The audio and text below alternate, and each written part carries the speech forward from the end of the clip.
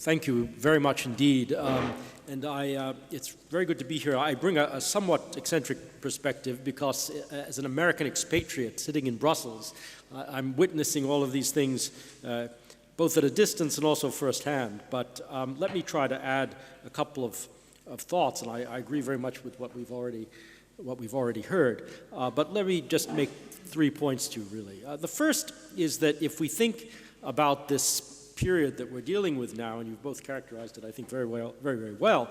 To me, it's all about complacency and the end of complacency. I mean, we've had the luxury of several decades in which we were basically very complacent with some reason.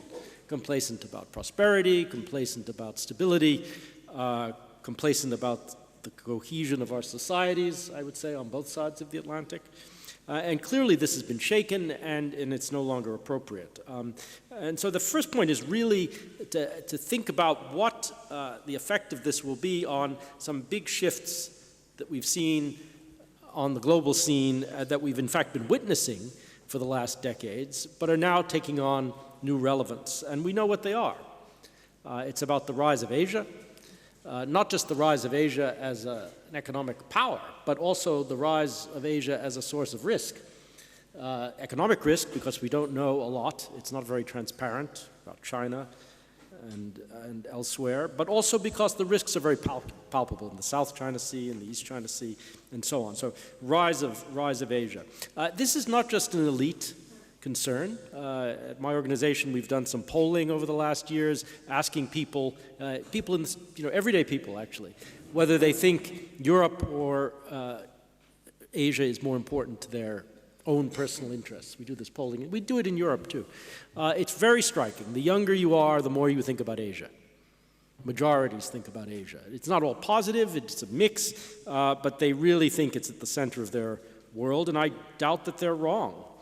The return of global financial risk and our complacency about that. I mean, since 2008, nobody takes anything for granted.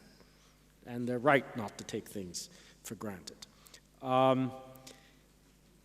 Chaos in places, especially around Europe, but chaos of a special kind. It's not chaos that you can easily imagine being contained through some clever crisis management. It's a kind of durable condition that is unlikely to go away anytime soon, and that is structurally a very different kind of problem, I think, for Europe and the United States. I mean, for the big powers, whether it's Russia or China or India or the United States, Europe, we're always asking ourselves, is time on our side or not? And I think if you look at the West broadly, we can debate what that means, but the West broadly, there's enormous anxiety that has as its base this idea that somehow time isn't on our side. And I would include, frankly, Russia in this, where I think there probably is a Russian feeling that time may be not on their side either, demographically, in terms of resources and other things. And frankly, I worry about countries in a hurry. I think that's more destabilizing than countries that feel sort of confident in their long-term rise, China and so on. This kind of atmosphere, I think, is palpable in the United States today, and I think it plays in certain ways into the election result that we saw.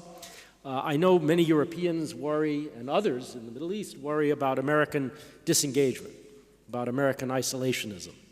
I don't think this is the risk at all. I think the risk actually is of a more vigorous American unilateralism. And I think that's what you hear out of this kind of rhetoric that we have.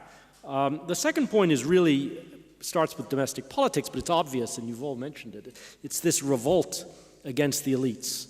But it's not just revolt against the elites, it's a revolt against elite projects, trade agreements, alliances, things of this nature. And that really does shake the system in some fundamental ways. You saw it with Brexit. You see it with a lot of the American election dialogue about foreign policy and other things.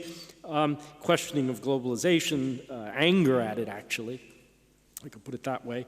And, you see it coming out in campaigns, where foreign policy seems to have more of a place, but if you actually unpack it a bit, you realize it's not really just about foreign policy. It's about things that are domestic concerns with external exposure, migration, terrorism, protectionism, things of this kind. And that's very much on the scene. I know I'm giving you a catalog of rather disturbing things. I mean, maybe I'll come to something more optimistic in the end, but I think one of the things that you also see, and it's very clear, and you mentioned it, this declining capacity of states to control things. Experts talk about states. Politicians rarely talk about states, they talk about nations. And this too is a little disturbing, because that's a different argument. That's an argument about identity. That's an argument about civilizations and things like that. And if you listen to a Viktor Orban or a Marine Le Pen or others talking about this, they talk about the nation. And that too is disturbing. I don't want to be too historically minded about this, but that kind of slippery slope towards identity politics, which begins to affect strategic relationships, is exactly what we saw in the 1930s as well. A kind of cascading renationalization and a deterioration of relationships we've taken for granted. The final point I would make is about crises, because it's troubling enough to think about these trends in a steady state. But what happens when there's a crisis, whether it's a major financial crisis, or it's a crisis with North Korea, or with Russia, or with Iran, or with China? These are the key tests. I mean, it's fine to talk about grand strategy and all of that, but frankly, most of this policymaking is about simply fending away crises and dealing with things that come over the transom every week. And there will be such crises. And those, I think, that's really where you'll see what a Trump administration is about, or other administrations that you may see arising. How will they behave in crises? How will their style, their personality affect how they deal with these things? It really makes a difference. And so my recommendation, I mean, I would totally agree with what has already been said, but if there's an area, if you can't fix the big problems, at least try to do a bit of risk reduction. It's a little disturbing that the strategic dialogue, operational risk between Russia and the United States today is worse than it was during the Cold War. This is something that you can work on and you can fix. And I think it is very important to fix it. And I end here. The historian Margaret Macmillan said something very telling in the context of the anniversary of 1914. She said, in 1914, things went from systemic stability to complete chaos in a period of weeks, at a time when most of us would agree things moved more slowly. And if there isn't a warning against complacency stronger than that, I'm not sure what it is. But anyway, let me stop with that. Thank you so much. Ευχαριστούμε και εμείς, κύριε Λέζερ. Αναρωτιέμαι πόσο ασφαλείς είναι οι αναλύσεις που γίνονται για το πού πάμε γεωπολιτικά και οικονομικά. Αναλύσεις, ξέρετε, που εν πολλοίς αποτελούν και τον μπούσουλα για τη λήψη αποφάσεων.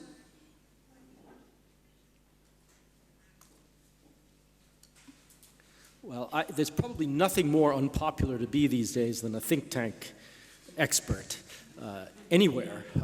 So I'm not so sure. I think, look, we're used to thinking about things in a fairly steady state. And frankly, a lot of this, the ground has simply shifted. And, clearly I think there's a responsibility on the part of analysts and others, whether they're working in finance or geopolitics, to think in very, very different, more creative ways. We're going to be forced to, because otherwise simply people will not listen to you. I think it's absolutely correct that people like me and institutions, I think we do a pretty good job, but there's a lot, foreign policy institutions in general have been totally out of touch with the political realities on the ground in our countries. And they do affect the situation. And I think we need to think in more creative ways about how we at least understand that landscape, because we haven't done a very good job about it.